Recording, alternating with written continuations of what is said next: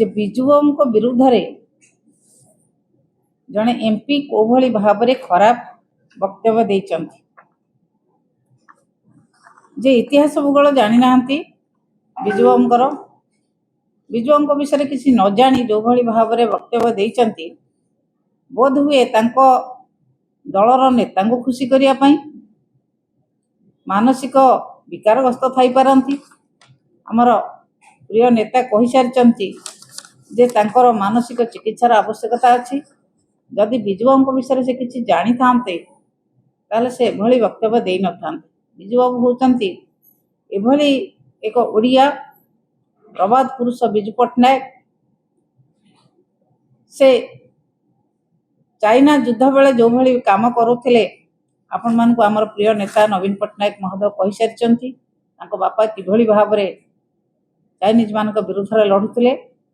केवल सेतिके नुहे इतिहास पृष्ठा खोलिले आपण माने देखिबे इंडोनेशिया रो मुक्ति संग्राम रे सुकर्ण को किभली भाव रे से उद्धार करी इंडोनेशिया रो मुक्ति संग्राम रे से सहाय्य करथिले एवं भारत वर्ष को स्वाधीनता आनिया पई केते थर से कारावरण करथिले विजु पट्टनायक। एक कथा आपण माने समस्ते इतिहास रे जानि चंती जे न जानिथिबा लोकटी विजु पट्टनायक भली लोकन को एभली भाषा कहिबो आकु प्रत्येक ओडिया सुनिबे ये बहुत कष्टदायक कथा। जो माने कहउचंती ओडिया अस्मिता कथा कहिकी शासन को आसीचंती सेमानक मुहरु एपर्यंत पदुटिए बाहरला नाही जे विजुओं विरुद्ध रे तांकर दलर जड़े एमपी एभली भाव में वक्तव्य देले किंतु ओडिशार जो माने निर्वाचित होइकी जाइचंती एमपी माने एपर्यंत पदे कथा कहू नाहंती। लोकसभा रे आमर राज्यसभा रे जो एमपी माने आम दलरु जाइचंती सेई माने आज राज्यसभा रे कथा उपस्थापन करिचंती एवं विजु बाबू को जो भली भाव में असम्मानजनक कथा कह जाइछि ताकु प्रत्येक ओडिया निंदा करछंती। ओडिशार प्रत्येक मनीषक प्रति यह कष्ट देइछि।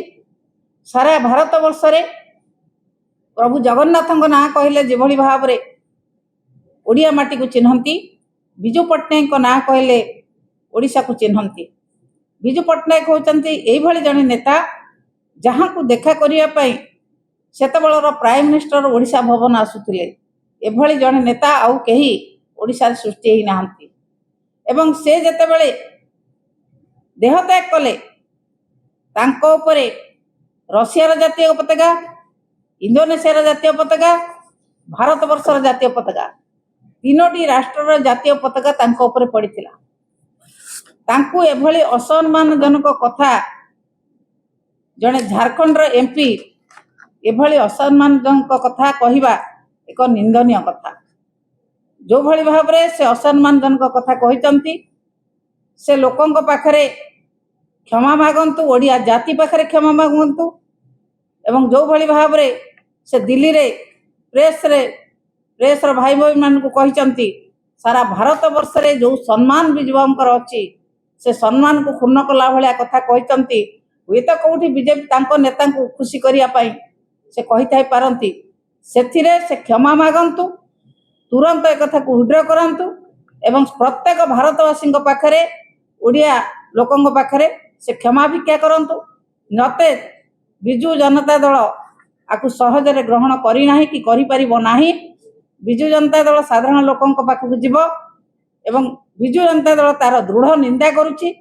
जो भली भाव रे निशिकांत दुबे असम्मानजनक कथा ओडिया माटी को ओडिया बरपुत्र को ओडिया जाति को असम्मान करचंती ताकू आमे समस्त निंदा करूछु। तुरंत एक कथा को से उड्र करंतु एवं भारतवासी पाखरे ओडियावासी पाखरे क्षमा मागंतु। जदि आपंक आम भिडी भल लगा तेब आम चैनल को लाइक शेयर और सब्सक्राइब करने को जमा भी भूलु नहीं।